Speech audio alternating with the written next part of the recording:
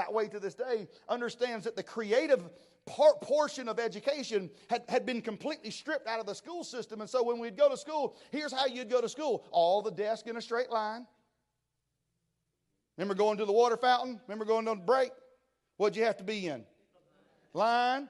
Don't get out of line. Now listen to me. You don't take my word for this. You go back, you know who introduced that entire system?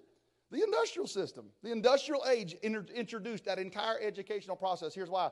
Because the industrial age now was lacking skilled workers, not entrepreneurs. And by default, they didn't want men to think for themselves any longer. What they wanted was men and women that would come to the marketplace, serve in their kingdom. I'll give you a wage.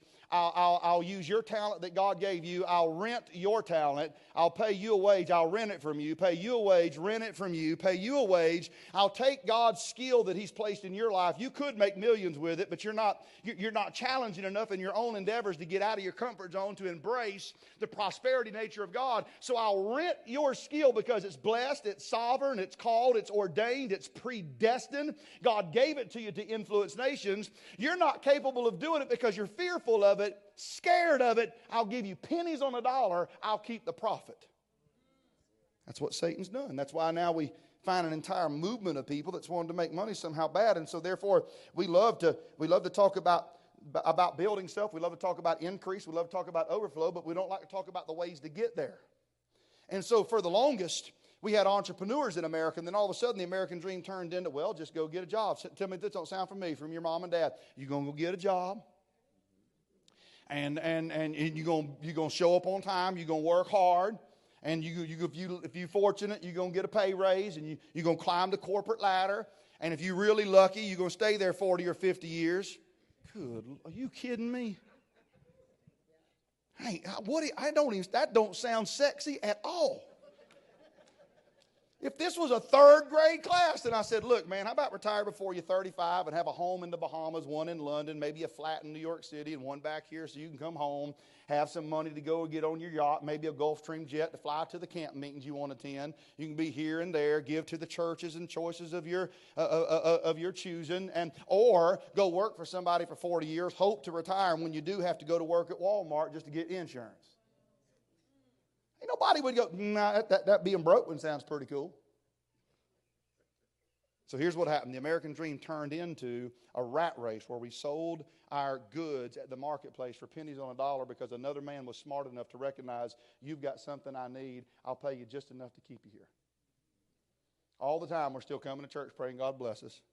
And all the time God's giving you instruction. I've given you the ability to get and create wealth. The only difference between the only difference between a poor man and a rich man is the quality of their thinking. That's the only difference.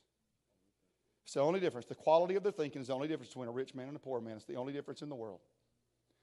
Somewhere in life, you've got to start making a change because your circumstances don't change until you change. If this was especially right now with the political uproar that's in the world, it's often that we could say, who wants change? Everybody. But what if I go, who wants to change? That's different, right? Who wants change? The whole church is shouting, speaking in tongues. Woo, Bishop! Sell him a Honda, buy him a Kawasaki. That's fake tongues, though. Nothing wasn't inspired. Lord Jesus, I won't change. Who wants to change? Oh, no, I'm good. I'm good, Lord. I'm okay where I'm at. I'm okay. Here's what I want you to do. What if you went home today and for homework? Because everything about God is predicated on vision. You can't obtain anything you can't see. It's why having a vision board is so important.